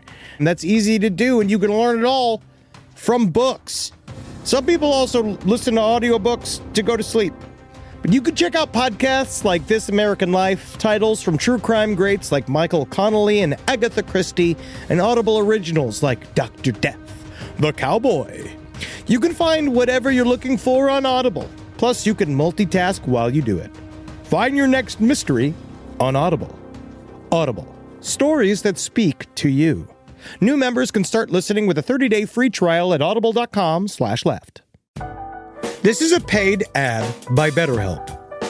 It's so important to remember with the busyness of the holidays, every holiday, Arbor Day, that day about the planet, President's Day. There's so many things to adapt to in this life, you know, and it doesn't follow a perfect plan. God, ruins the whole weekend. But therapy with BetterHelp, the world's largest online therapy platform, it can be a space to pause, reevaluate, and adjust to any unexpected changes. With over 30,000 therapists worldwide, BetterHelp is one of the leading online therapy platforms. having served millions of people globally. BetterHelp makes it easier to fit therapy into your routine. You're in good hands, too. BetterHelp therapists have at least 3 years and 1,000 hours of hands-on experience, and hold all required education, training, and certifications. It's easy to do, and the help is better over there. You don't have to navigate life's changes alone. Sign up and get 10% off at betterhelp.com/lastpod. That's betterhelp.com/lastpod. Most of us picked a bank at 16 and never looked back. Sound familiar? That's where Chime comes in. They're not like traditional old banks who charge fees and gatekeep perks and rewards. Chime offers the most rewarding, fee-free banking, all with no overdraft fees, no monthly fees, no minimum balance fees. You get 5% cash back on Chime Card in a category of choice, like gas or groceries, all while building credit through regular, everyday spending with no credit check. And you can also grow your money faster with a savings rate that's 9 times the national average. Join the millions who are already banking fee-free with America's #1 choice for banking. Head to chime.com/left. That is chime.com/left. Sign up now. It only takes a few minutes. Chime is a fintech, not a bank. Banking services and Chime Card provided by Chime's bank partners. Qualifying direct deposits required. Terms and limits apply. Go to chime.com/disclosures for details. Now, Katya, Joliet, and Robert are all dolls that allegedly have the souls of babies trapped inside for nefarious or vengeful purposes. Or seem to. There are other haunted dolls, however, in which a spirit has chosen to inhabit the object. Much like home. Can I bring up the one that creeps me out the most? And I just want to show Eddie's Okiku. Sure. Okiku, the doll. There's really nothing much to it. Well, its hair grows. Okiku, the doll, is a haunted doll that its hair grows, and people regularly cut its hair. No matter how much hair you cut off of the doll's hair still grows. It's Japanese. That's terrifying. This is like cabin in the woods frightening. Kiku looks cool. Cookie looks fine. Okiku scares the shit out of me. I don't know. I think it's because it's in the ceremonial holding chamber, like that sort of like. It's in a shrine. It's in a shrine. And if you look this up, that thing creeps me the fuck out. Now, I hate that thing. Are we sure people just don't put more hair in the doll? We have no idea what they do, but they say they've cut the hair. They said it is human hair. They say it was born with this. It was made with a sort of geisha style cut, look like a bob, but the hair keeps growing on it. That thing creeps me out. I don't like it. Yeah, maybe it doesn't want bangs. I just go like, maybe it's like, hey, let me grow this out. I tie want it back. I'm sick of these bangs. How many times Show do I your have to face. tell you I want Beautiful. the Rachel? Well, the most famous example of a doll being haunted by a spirit is, of course, Annabelle. And even though we just talked about all kinds of wacky, unbelievable shit, I'm always reticent to talk about anything involving Ed and Lorraine Warren because they were proven scam artists who were only in the paranormal investigation game to push a scaremongering fundamentalist Christian agenda. That's the problem, is they truly are. And also the Pittsburgh erasure of hiring Patrick Wilson to play Ed Warren. Because if you look at Ed Warren, Piggy Boy, he looks like a Pittsburgh man through and through. He looks like a Steelers defensive coach. He's not supposed to be. Dan Marino's from Pittsburgh, and he's very attractive. I'm just saying. He's very attractive. Patrick Wilson plays this man in the films. If you bring it up, he's got a Mr. Magoo style about him. He's quite piggy. That's what I call him is I call him a real hog. Yeah, he's got he looks sensuous like he has a lips. neck on his neck. He does. Look at that guy. Style icon, though. I like the chain. It's good. Yeah, but they were scam artists, and their whole thing is that they wanted to scare people into being Christians by saying the demons are real again and again and again. We found demons. We have a whole basement full of demons. Demons are everywhere. Be scared. Be Christian. Yes. But now, I thought that Robert was Annabelle. No. Okay. The other guys are all separate characters. Annabelle's a plot of Conjuring 2, I believe. No, that's Annabelle had its own movie. Thing, but I thought it had a spin-off from It was Conjuring at the end of the first Conjuring movie, right? That's when they teased Annabelle, and then Annabelle had 3 movies, I think. Yeah, I think so. I love the Annabelle. Annabelle 2 is better than Annabelle 1. I think Annabelle Origins. Yeah, Annabelle Origins is fun. Annabelle Origins is really fun. But nevertheless... Annabelle Orgy is worse. Oh, yikes. But nevertheless, the broad strokes of Annabelle is that it was a Raggedy Ann doll that was supposedly inhabited by a demon who was on its way to possessing the woman who owned it. But This woman was saved from this terrible fate when the Warrens swooped in and took Annabelle back to their haunted curio cabinet. Supposedly, as the warnings tell it, their car ride home from the house where Annabelle was found was full of fail brakes and near crashes, and it was only when Ed pulled out his black bag of magic tricks and doused the doll with holy water that it finally stopped trying to kill them. That's one of those things that's always like, that's where we take the consciousness out of haunting and where they're dead ass wrong. Because there are certain things of like, why would it necessarily, I know you believe everything's a demon. That's their thing, is that everything's a demon, so it would respond to holy water. But, you know, you never really know. If it does have something attached to it, why would they necessarily find holy images to be offensive? Maybe it's something else entirely. I don't know. I think the Warrens are full of shit. They are. Yeah. But after they got home, Annabelle was then put in its famous warning, positively do not open case, and has remained there ever since. For me, though, a far more interesting haunted doll tale is a modern one involving an entity named Peggy. Damn it, Peggy! Now here, if you're just looking upon Eddie, you just did it. Yeah. You looked upon Peggy the doll. There's an image of Peggy the doll I don't here like on how our she She monitor. looks Peggy, like Betty right? White. Actually, Yes. she does look like Betty She White. does, and now maybe that's where she went. Yeah, I mean, we heard from Peggy lately. Does she like animals now? I don't know, but Peggy the doll curses you See, I the really, second you look upon her. I really don't like Peggy. Peggy doesn't bother me. I don't- Peggy just I don't looks like- like a fucking, evangelical. People get heart attacks. They talk about feeling pressure in their brains. The people have seizures looking at Peggy the doll. Yeah, People we'll get into all the Peggy stuff here in a minute. Yeah. See, about 10 years ago, a British paranormal investigator named Jane Harris got a frantic email from a woman who'd bought a doll named Peggy at a yard sale. Somewhat large, Peggy has a blonde bob, blue eyes, and an unnervingly long neck. super long neck. The buyer, known only as JW, said that they hadn't gotten a wink of sleep since buying the doll because the figure of a dark woman would stand at the foot of her bed every night. It's fucking sweet. Now, supposedly, Peggy the doll is inhabited not by the spirit of a child, but a woman from London who was born in the mid-40s and died from a respiratory illness of some sort. Had bad asthma. Ain't it? Yeah. I think she looks like a baker. Maybe maybe the woman died from having too much flour down her throat. Yeah. Great Yeah, British Bake Off. that's Like normal. for haunted dolls. Yeah, prove Peggy them. would kill it. Yeah. Everybody gets it. It is not, however, known at all why this spirit inhabits this doll, because the dozens of seances done with Peggy have revealed nothing about its origins. It's all guesswork here.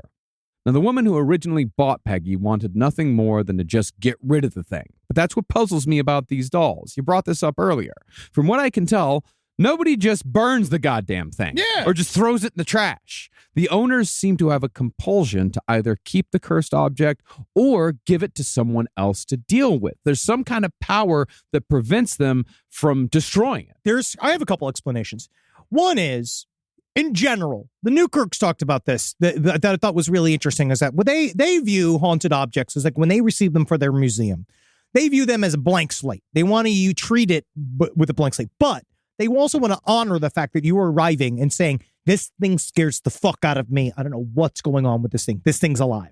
So they want to treat you with respect and believing you and your story. So I think that's part of it, is that you like, okay, this thing's freaking you out. Yeah. You're so freaked out, you think it's alive. There's something attached to this thing or whatever you think it's attached to this thing. And so at least I'm going to validate you, and I'm going to take this and not destroy it. I feel like that's one thing, is that people feel this thing and then they don't want to transgress, right? Because they do think it's alive. And then two, what does every single piece of pop culture tell us not to do? Destroy the cursed object. Yeah, because the movie would be over. Yes, true. It's very funny. But also, I think that this is about collective unconscious, and it's about our attachment, right? We are idolatrous in nature. Mm-hmm. We like objects. We treat objects as sacred. We use them as kind of extensions of our spiritual beliefs all the fucking time. I think that is a part of our like DNA memory. Mhm. Is that like if something's really fucking scary, you fucking bury it. You don't destroy it, because it seems like all that does is fucking like an atomic bomb. Fucking spread it out into the fucking air. But So no you're one gonna burn knows. this thing. But you know. And now you're carrying that out with you. And then you have this idea everywhere you go. I'm a cursed man. I destroyed this cursed object. And whether or not the curse is objectively real, Yeah. you are putting yourself in a cursed frame of See, mind. why not feel like you're a fucking badass who killed the goddamn demon? Because that's not how. Because by force, again, it's just every single. He doesn't have an answer to that. There is none. Because there is none. I mean it. I think that it's because it's bad form. Yeah. I mean, going back to what you were saying about imagining that the object is alive, it could be that these people like have an aversion to murder. Yeah. That they do see like there's something in this doll that is some sort of human-like entity, and if I destroy the doll, then I'm killing someone. Yeah. No, it's always bad when someone has a haunted gun. It's just like, Man, my gun is on. Shoot this thing and kill somebody. The only thing that this gun seems to want is to kill and kill and kill. Now that's the movie you should be pitching. I love The that haunted gun. Jerry the haunted gun. Yeah. Well, I sure wish you could use me for something else. Try to use me as a spatula. No, they'll say my work. You ever try to brush your teeth with me? Now, when JW met paranormal investigator Jane Harris to make the handoff of Peggy the haunted doll, the former owner was visibly shaking and appeared to be suppressing the urge to cry and scream at the same time. But the handoff was made nevertheless, and the second Jane took possession of Peggy, her body reacted. As Jane put it, her ears began ringing and buzzing as if a radio transmission was being fed through her skull. This was followed by panic and a complete numbness of the head. This lasted for about a minute, and yet Jane still took the doll and put it in her car. Possibly, as a paranormal investigator, I think Jane may have sensed a jackpot. Oh, yeah, because they're morbidly curious. Yeah. And the idea of like, that's what she's there for. Oh, yeah, it's the whole thing. Be like, yes. Yeah. But just as Jane and her husband were about to drive away, JW gave them a classic horror movie warning. She said, quote, "That doll nearly ruined my life. I want to forget it ever existed. And I hope God protects you all." Don't want to get that She doll. hits a flask. Click, click, click, click, click, click, click, click, click, click. You know, I'm like, I don't want that. You know what I mean? Like, it's hard because it puts you, again, cursed frame of mind. Mm-hmm. Now, once they got the doll home, Jane and Simon put Peggy in a sealed glass cabinet and began a full modern paranormal investigation. Because this is like 2007, I think, maybe 2014. Oh, so this is new. This is new. Yeah, they use night vision, motion detectors, temperature gauges, EMF meters, and spirit boxes. You know what a spirit box is? It's a box that has a spirit in it? Nope. Got his fucking ass. Woo! Fuck yeah. Got you. Cool. It's We're a, cool. It's a vagina with a spirit. No, you fucking idiot. It is a machine that basically it randomly goes through AM and FM radio broadcasting lines or like in through signals. And then the idea is that you speak at it and then it will spit out words that are chosen by, and swish, air quotes, that are chosen by some either an entity you're talking to or an intelligence like a ghost or It's a Furby. Yeah. It's not a Furby. It's a piece of material. It actually costs like $100. I have one. No, it goes. Oh, you do? It'll go through all the AM radio station you hear, and you hear like because it goes through it Kill pretty your quickly. mother. Yeah, and you listen for it to come and give you answers. It's more It's more organized DVP. Mm-hmm. $84. Oh yeah, buddy. For a spirit box, you can spend $84 It on is a a PSB77 spirit box on Amazon. There is a healthy ghost hunting economy out there. Oh yeah, 104.1. That's a classic rock station. and it really is 104.1 The Bear. I mean, Robert the Doll keeps asking to get the lead out. Actually, I think 104.1 was the classic radio station when I grew up. Either that or 102.7. But it was The Bear. The Bear. Yeah. Yeah, The Bear. What was your what animal was your classic radio station? Gator. Are you kidding me? the 98.7. Yeah. See, I had K Rock 92.3. Yeah, and that was nice. But it didn't have an animal attached to it? No, it was cool. Oh, yeah. Well, 6 weeks after Jane came into possession of the doll, she began suffering from migraines, fatigue, nausea, and dizziness. She was barely able to walk, and yet medical science could find nothing wrong. The only thing that had changed in her life was the presence of Peggy, which sounds like a terrible piece of softcore pornography. Yes, the presence of Peggy brought on the boner of Greg. Now, I was about to make a tasteless pegging joke. No. The presence of Peggy, the talking peg stick, is again a controversial A shitty Pixar movie. film. Yes. Now, since the scientific paranormal investigations using instruments had turned up nothing, Jane figured that a seance was the next step. But when she contacted her go-to psychic, a friend named Hazel Myers, the psychic dragged her feet, seemingly afraid to even approach the doll. That's the type of stuff. That's one of my favorite new. That's like more new horror movies. My favorite is like, it started with Paranormal Activity. They did that the best when the psychic shows up and goes, nope, and then just like leaves immediately. Not for more money, though. I would never do it for more money. I am getting this message from Abraham Lincoln. So Jane reached out to another psychic named Patricia Redmond. But when Jane arrived to her appointment, Redmond said that she couldn't read for Jane that day because the energy in the room was so heavy, it was giving her a headache. She also passed off Peggy. Finally, though, the first psychic, Hazel Myers, took Peggy the doll out of Jane's house for a few days so Jane could get a reprieve from the so-called dark energies. And supposedly, Jane's health returned to normal soon after the doll left the house. While Peggy was in Hazel's care, a spell of psychic projection was cast around Jane and her family to protect them. And after Peggy was returned to Jane, the adverse health effects stayed away, and the spell supposedly works to this day. It's the power of perception. And I think that's why, like I feel like when you guys, if you do end up watching The Unbinding, it's very similar to Hellier because they do mix the concept of ritual magic with scientific exploration of these ideas. And I think it's why it works really well for them is because it's all about your fucking mindset. It's really about how you approach these things. It's like, if you believe this thing is like atomic, like it's radiating negative energy, maybe, and you believe that, the way to get yourself out of it, which is what we talk about with possessions too, it's why it happens people that believe like in a really intense orthodox version of a religion, is that, well, the only way to get them out of it is they religious their way into it. We got to religion their way out of it and use the same thing. So like, all right, if you do believe that this thing's got nasty vibes, it's making you sick, I will then make a thing that reverses the nasty vibes, that allows you to believe that you have reversed the nasty vibes, and then the problem has been fixed. The human brain is extraordinarily powerful when it comes to convincing yourself something. Like the human brain does have like quite a bit of control over the body. But just because it's in your head doesn't mean it's not necessarily real if it's all etheric. But what is real? Exactly, bro. I know, bro. Fucking bro. Yeah. Because that's the thing. Think about this. Okay. Batman exists, but he is not real. Or is Batman not real, but he does exist? Batman exists. Batman exists. He but is Batman, real and he exists. But, yes.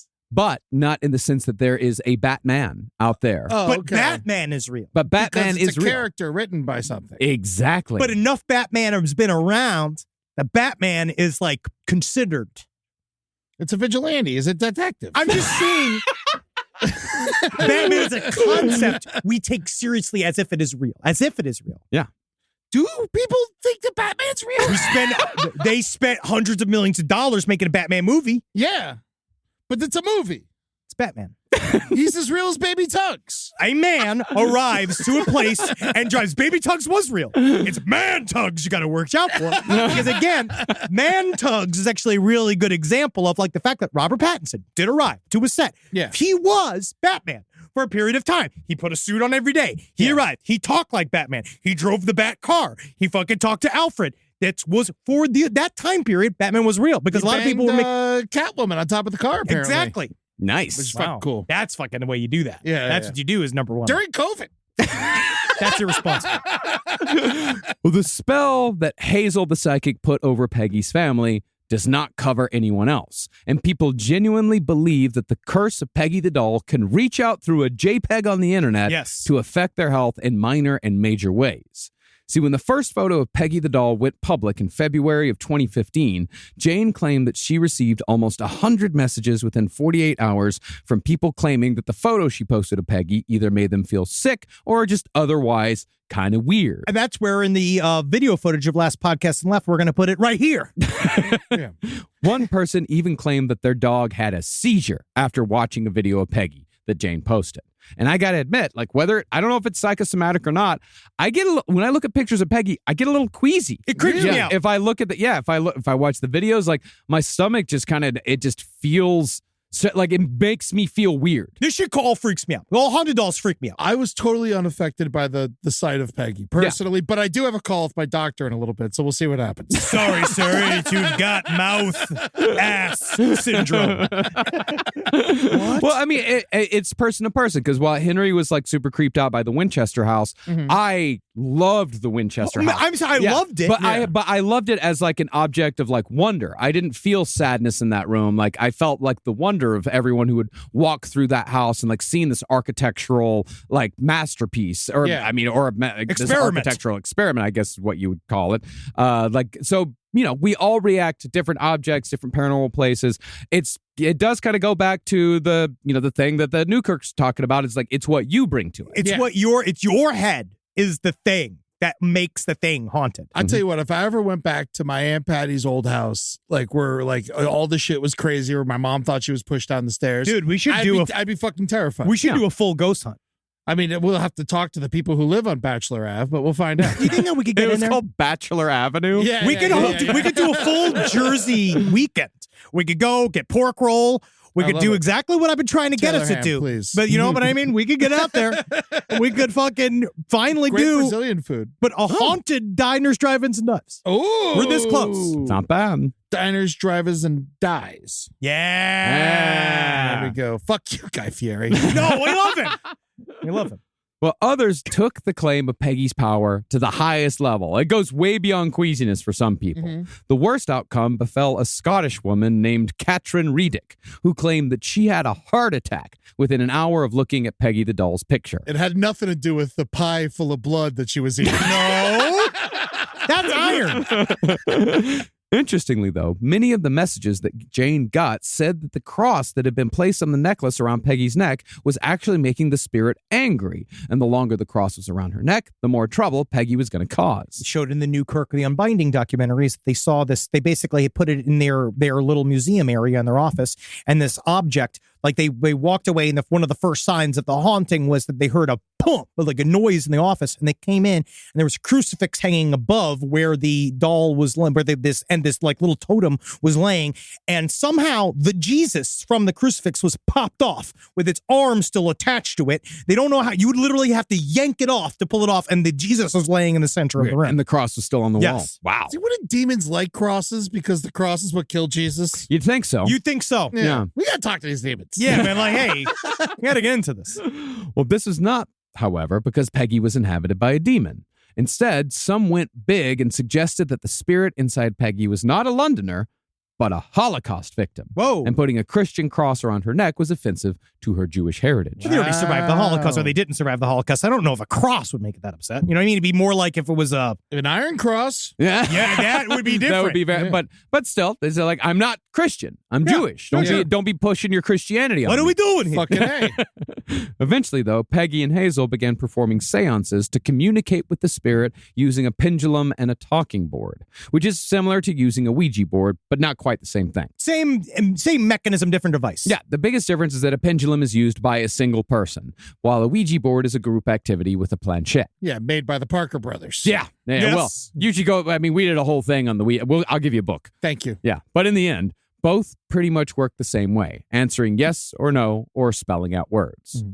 Thankfully, though, in her book about Peggy the Doll, called Peggy the Doll, Jane Harris transcribed both the psychic's questions and Peggy's answers from one of their most fruitful seances.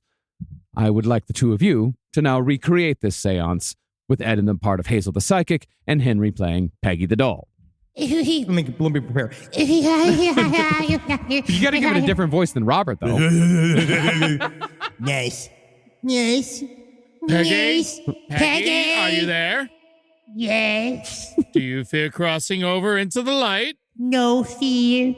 Next. Are you happy communicating with us? Happy.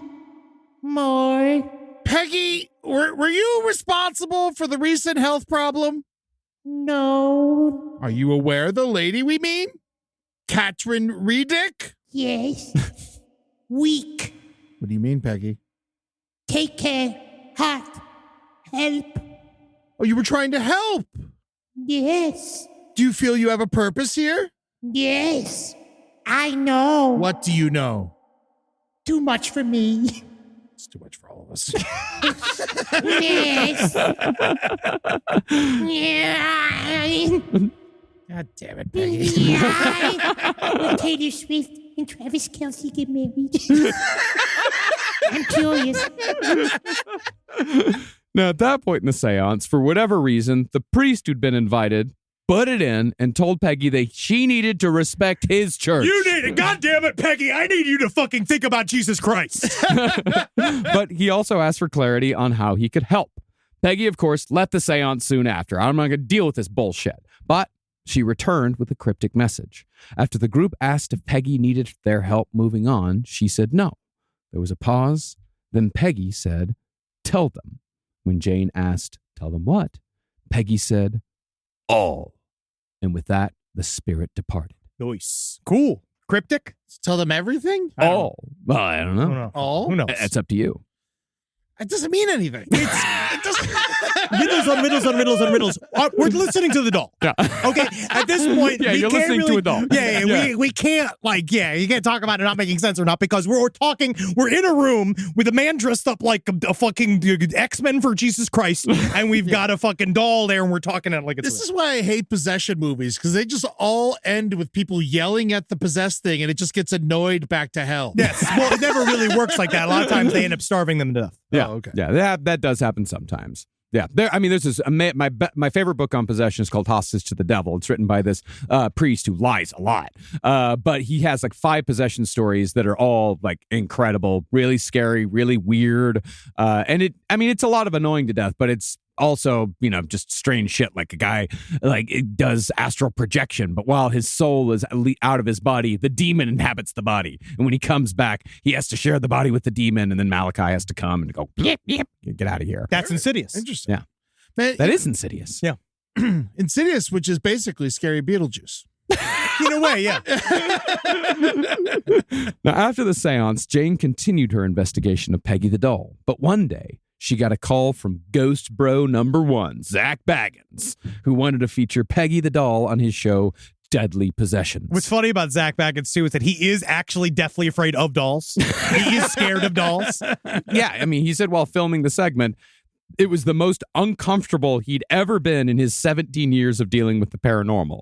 And one of the production staff suffered a stroke shortly after being in Peggy's presence. Did you watch it? No, I didn't watch it. It's fun because I love all of this shit. I'm a sucker. I love all of this stuff. And so, Jane comes in with Peggy, and Peggy's got a bag over her head, right? Because they don't want to look at it. And they put Peggy in a chair next to it, and Zach Baggins is just like, "Okay, what is it?" He's like, and he does his like, "So why does the doll have a bag on his head?" And she's like, "Because, you got to say that when the doll looks into your eyes, you got to be cursed immediately." And it's like, "Well, I guess we got to get that bag off its head." So ready to do it. And then they whip the bag off its head, and it's just all but then it is weird because then look when the camera shut down. Baggins. And I'm why are we here? Well, not too long after the filming, a trainee paranormal investigator named Olivia Taylor was participating in a vigil in another attempt to contact the spirit within Peggy. But just as the EMF meter finally went off after 6 hours, Olivia felt a tingling down her arm and a sharp pain in her head. That was one of the creepiest things from the Unbinding, is that when they put the EMF reader next to the thing and it fucking spikes. It was fucking weird. The next thing this girl knew, she was surrounded by paramedics, having also suffered a stroke. Likewise, viewers took to Twitter immediately after the Deadly Possessions episode aired. Some claimed they had to go to the hospital because of severe pains, and one person even said that his mother had an aneurysm during the seance scene. Eventually, Zach Baggins took possession of Peggy, and as per a press release from 2017, she was at least at one time on display in Zach's Haunted Museum in Las Vegas. Hey, man, that's all I want. A residency. Yeah, no. Las Vegas. Yeah, buddy. Can you imagine us in the museum in a cage? You know what I mean? And just being every half an hour as the tour comes through, we go come, ass. Look, the paranormal Will you podcast. hit up the dispensary for me? Knock, knock, knock, knock. What's outside like? Now, obviously, there are plenty of haunted dolls out there with plenty of evil stories. We could do this 3 more times. So Peggy's in Vegas? Yeah, Peggy's in Vegas, Living life. Yeah, Peggy's in Vegas in a creepy little display case built awesome. just for her. It's awesome. Yeah, you got Sargamos, which is supposedly possessed by an ancient Sumerian demon by the same name. My fucking boy. That's Sargamos also, he ran one of my favorite halal carts right outside of my work in New York City. Red sauce, white sauce. Yeah. Both, always. Both. There's also the Shadow Doll, supposedly made from human bones. Very and cool. used in satanic rituals. Yeah, dog. Yeah, the Shadow Doll supposedly scares you to death in your sleep, or it haunts your dreams for years if you take its picture without permission. Like Sean Penn. Have you ever made a doll out of bones? You No, have all these bones. You should make a doll. I've never made a doll. I like my bones to be free. I want to. And I just like the bones themselves. Yeah. I have an idea. I don't think want to hide the bones in a doll. we should get our own doll and try to make it haunted here in the studio. Fill it with bones. I got a tooth at home. When they took my tooth, I kept it. And we can put my tooth in the doll, see if that works. You wouldn't want to do that, actually, because then it bonds it to you. Yeah. And then it becomes like a voodoo doll for you. Yeah. And then I could torture that thing, and every time I'm mad at you. I don't have a tooth. But in the more innocent realm, though, there's a doll from Australia adorably named Let Me Out. It's very cute. Yeah. Supposedly, It's a scary looking doll. it's scary looking, yeah. Supposedly, the doll got its name after its owner found it in the crawl space of an abandoned farmhouse. It's just like, all right, buddy, Yeah. that's what we want to do. He put it in a sack, and on the way home, the sack moved. And so the owner and his brother were in the car. They gave it a funny voice saying, "Let me out! Let me out!" Yeah, like it was like funny, Yeah. but then it looks like this, and it's actually very frightening. Yeah. Whoa! Yeah, letting me out isn't as dangerous as Peggy or even Robert, but he is among the creepiest looking haunted dolls out there. And that's like made creepy. That's not, what I like about this type of creepy doll is that, Hollywood, they overproduce everything. The Annabelle looks so fucking stupid in the Annabelle movies. I hate when they overproduce a creepy doll. That's how the Let Me Out doll is exactly how you make something creepy without fucking, putting a hat on a hat on a hat. It does look like an English prisoner. It Yeah, does. I'd say it looks like a rapacious pirate captain. Sure. Yeah. Yeah, and supposedly it's haunted by the spirit of a young boy that drowned to death. And the doll's supposed to resemble the boy in some way, but it looks like a 40-year-old man. Yeah, That's it looks what- like the boy is a man. Boys Yeah. are different. That's man tug. The doll can be reliably aged back to at least 200 years. They analyzed the nails Wow. used to make the doll. And while no one is exactly sure why it was being kept in a crawl space in an abandoned farmhouse, it's estimated that it sat there collecting dust for about 60 years. Yeah, dude. Wow. But regardless of why it was hidden, Letting Me Out is similar to Robert in the way that its owner, Carrie Walton, seemed unable to part with it no matter how much money he was offered. At one point, someone tried giving him 10 grand for Letting Me Out, but Walton found himself unable to make the transaction when it came time for the handoff. There's something about a personal relationship between you and the thing. There's that's what I really mean. Instead of destroying it, it's because you do become to believe that it's fucking alive. You don't think he was trying to get an extra $5,000? I mean, he would have got it. Yeah, he would have got it because he would meet up with people like, they'd say, "Hey, I'll give you 10 grand, I'll give you 3 grand, whatever," and he'd say, "Okay, I'm fine. This time I'm finally doing it." And he'd show up and they were about to do the trade, 10 grand for the doll, and he'd just go, "I can't do it. Yeah. I can't do it," and then he'd take the doll back home. Finders keepers. Yeah. Now, the location where Letting Me Out was found was already haunted, which was why Carrie Walton was there in the first place. It was said that one could see the ghost of an old man dragging a sack full of heads out in front of the house on spooky nights. And during that investigation, Carrie and his brother found Letting Me Out. Once Carrie got home with the doll, which his entire family hated. It's creepy. I'd be furious if someone came home with this fucking thing. You wait, buddy. Oh, man, this We're is not fun. living together again. I want to do Think about our divorces and how nice and how fun that'll be, Eddie. Well, Carrie found that Letting Me Out moved about rooms on its own. It made people feel sick or lightheaded when in its presence, and it caused dogs to go berserk. But other than that, Letting Me Out is, you can see a picture here. They're creepy. But there's a picture of Letting Me Out. Next like, to a bunch of Fosters. Too. Yeah, Yeah, they're he's like- drinking at a bar. Yeah, It's he's cute. drinking at a bar. Now, he's a pretty cute. As far as they go, he's the creepiest looking, but I think also the most harmless. You know why? He's Australian. You think so? They're very friendly people. They're friendly. Yeah. They're fun-loving. Even their haunted stuff is like I may still drink a couple bass with it. You know what I mean? Like, you know, there's nothing. They literally would like. They're having beers with it. That's Is just he how still they in live. Australia? Yeah. Let's invite him to the show.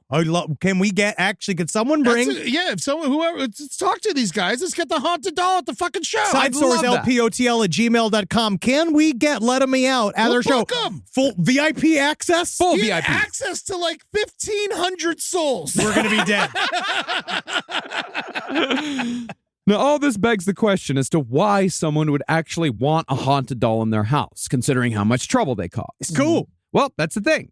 Both eBay and Etsy are filled with listings for haunted dolls, and those sales skyrocketed after the release of the Annabelle movie in 2017. It's leveled off, though.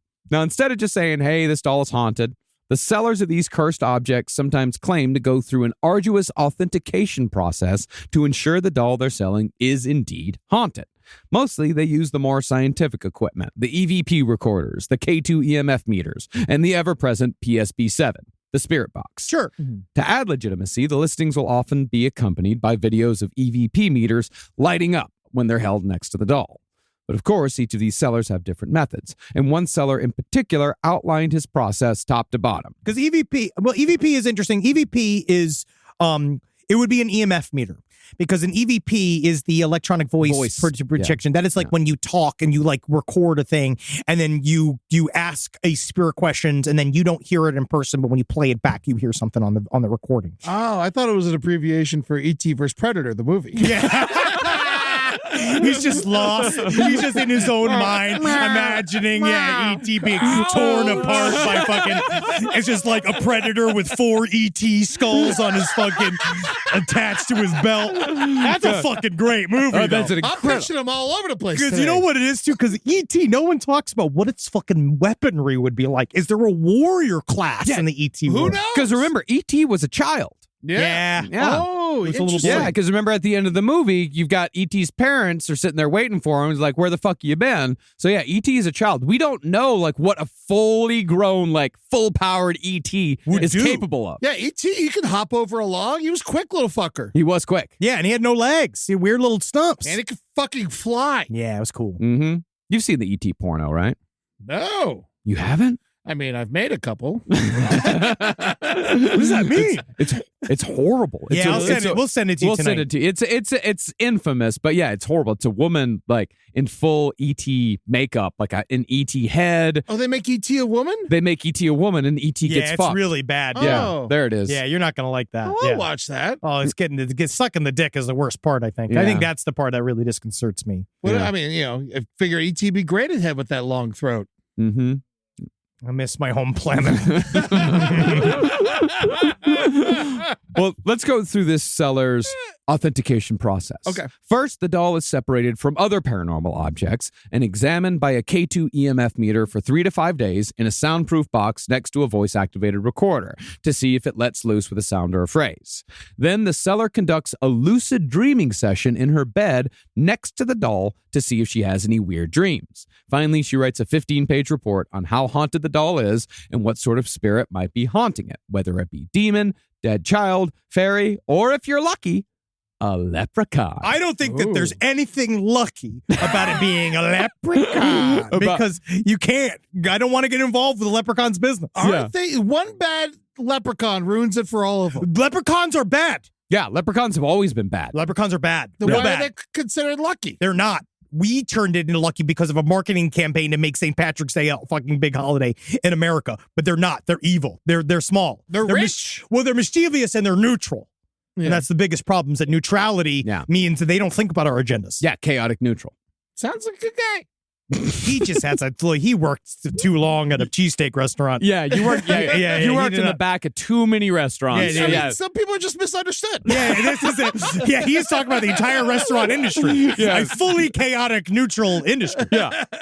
As a caveat, though, selling paranormal objects on eBay can run afoul of eBay's terms of use because eBay explicitly forbids the auctioning or sale of human souls. It's actually in the fucking rules. I believe that came from someone trying to sell a soul that was like on a piece of paper. Yeah. Oh, interesting. Their reasoning is that if the soul does exist, it would violate eBay's policy of selling human body parts or remains. Can you sell a dog? Not on eBay, I don't think. I think you can sell like a stuffed dog. Yeah, a you can. stuffed dog, sure. Yeah, but- like a taxidermy dog. Yeah, you can't sell a live dog. Can you not auction off a living dog? I think that's fucked up. Right? Because Why? wouldn't you have to put it in a box and ship it? You can do local only. Yeah, you figure it out. Yeah. I'm looking it up right now. Yeah, I love what this is going to do to me. Can you sell a live dog on eBay? Go to eBay. I got the app. No, I'm just looking at a question. Living dog does not come out. That does not show anything. They are not pets, and most live animals are not allowed on eBay. Yeah. Okay. They said the few that there's a few. There's a live you animals probably policy. buy worms. You can get fertilized eggs. Mm-hmm. You can get bees. You can buy a whole shit ton of bees. You can definitely buy bees. You can buy lobsters. Okay. And then you can buy mice as food for pets. Okay. And then stud services.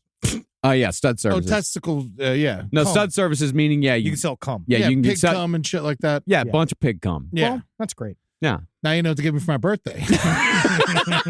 Here's some pork juice. I'm gonna be so upset if a fucking huge jar of pig cum You're gonna shows be up mad. at our PO box.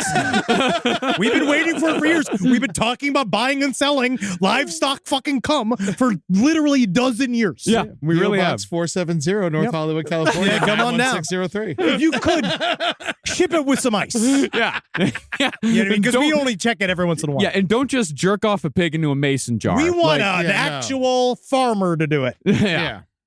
But if the soul does not exist, this is the other side of the soul argument when it comes to eBay's terms of service. If the soul does not exist, then eBay can't allow the auction because there's nothing to sell. Yeah. So either way, selling a doll explicitly on the merit that it contains the soul of something or other is explicitly forbidden. That rule, however, is usually skirted by including the phrase, for entertainment purposes only. Yeah, or like haunted looking doll. Yeah. And so, to end this episode, in honor of our haunted doll sellers on eBay, Henry will read the description for an item titled Succubus Doll Mystical Metaphysical Paranormal Sexual Haunt Doll Spirit, which sold last Tuesday for $25. This demon succubus will use her charm and seductive powers to manipulate you. She will use illusions and enchantments to entice you. She will flaunt her body at you, wearing lace, leather, and whatever else she feels that you are attracted to. A seductress that will shapeshift into any form. She will call upon her sisters and even her mother Lilith. A relationship with her could get out of hand and unhealthy. Remember to stay focused while allowing her to take advantage of you. If you are lusting with desire and in need of a sexual explosion experience, then she will prove to be the key. Any questions, please message. eBay requires me to state that this is buying a tangible item and not a paranormal experience. Shipped priority mail, insured. A sexual explosion experience. I just be like, man, I don't need this. I heard what it was like to date Angelina Jolie during the late 90s. And it seemed like it $25 is cheap. for a sexual explosion experience. Yeah. Yeah. Oh, yeah. People pay way more than $25 for a sexual explosion experience. Oh, yeah. Hey, man, they really do. They pay with their whole fucking lives. Wow. Guys, I think it's important to remember that when we are looking for, talking about haunted dolls, a lot of people want proof. Yeah. They want objective proof. We've said this all, talked about in the UFO stream last time. We all want objective proof. We want to catch these things in a fucking bowl. Mm-hmm. All right. And we want to be able to put them on display. We want to dissect them in a lab, but don't really work like that because more than any other expression of the capital P phenomena, I feel like this is one of those that's about you and the haunted object, Mm-hmm. and it's a consciousness thing we just don't understand. That's it. Does that mean it's not real? I think that it's about, if it's extremely real to you, Yeah. it's real to you. Yeah, Yeah. of course. Yeah. Yeah. It's well, there's also the concept of magic is that it doesn't matter whether it's real or not. It only matters that it works. And that Yeah. you think it's real. I went to the Magic Castle and there was this dude like heckling the magician and shit, talking That's about not how it wasn't, real. yeah, and stuff like that. And I'm not a magic fan either. That's weird, But I was like, what the fuck are we doing here? But the guy, the magician, had the best explanation I think I ever heard. He said, yes, I do tricks of sleight of hand, and my hands sometimes are quicker than your eyes. Just so you could choose to see magic or you could choose to see something fake. Just like when someone plays the violin, you can choose to hear horsehair scratching against cat intestines, or you could hear music. Yeah, that's fair. I love that. That's I an incredible explanation. love Yeah. that. Yeah, because magic's a skill. Yeah. So ritual's cool because you're not going to see a warlock. You're going to see a magician. No, I saw an incredible magician the other day do something with like a Rubik's Cube. I mean, I was blown away. Shove it up his ass. That's what happened. Is that he got the Rubik's Cube, he handed it to a guy. He said, jumble it up, Great. and Now, then shoved it. we'll go straight up into his my ass. magic cabinet, and you will see. And he just like shoves it out all covered in shit, and it's like perfectly done. No, dude, he fucking pulled it out. It was a full set of Monopoly game. Wow! Oh my god! Oh, what a great episode! Yeah, what a fun time. Really good work. All Yeah, right. let's Well, hope that we didn't fuck up our entire lives by covering these haunted dolls. I'm sorry, Robert the Haunted Doll. I'm sorry, Robert. I'm sorry, Peggy. Yep, we're very sorry. We love you. I apologize to Robert. Not to Peggy. Not to I don't believe in Peggy. Really? Yeah. Wow. Robert seems real to me. I'm not going anywhere near him. Interesting. I'm Is not it- going to drive him home. I'm not fucking going. We're not going to go to anything with scaffolding. Is it because you've been to Key West, but you've never been to England? I guess that might have something to do with it. Distrust. And I know that Key West is, there's something wrong there. Gotcha. Okay. yeah. And I love going. Yeah, if you It's ever... not negative. It was like New advertisement. Orleans. Yeah. Yeah, I love going to Key West. Yeah. Yeah. When we go to England, you're going to find out there's something wrong there, too. Hell yeah. Everywhere we go. Everywhere there's humans. Well, hail Satan. Ah, hail Geen, everybody. Hail Robert. Yeah. That'll fix it. Bye. This show is made possible by listeners like you. Thanks to our ad sponsors, you can support our shows by supporting them. For more shows like the one you just listened to, go to lastpodcastnetwork.com.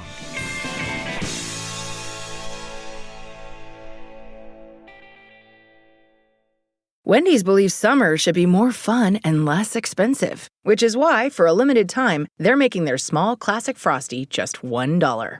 Because let's be real, summer and Frosty just go together. So come on down and celebrate $1 Frosty summer at Wendy's with a hot deal on your favorite cool summer treat. But this deal melts away when summer does, so get it while it's hot.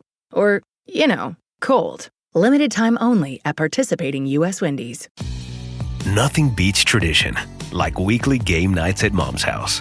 And Tostitos, crafted with masa made the traditional way, starting with whole corn kernels, with flavors worth gathering around, like a hint of lime and Mexican street corn, and no artificial colors, flavors, or preservatives. That's the Tostitos way. Bring Tostitos to your next game night, and you'll be winning either way. Tostitos, tradition matters.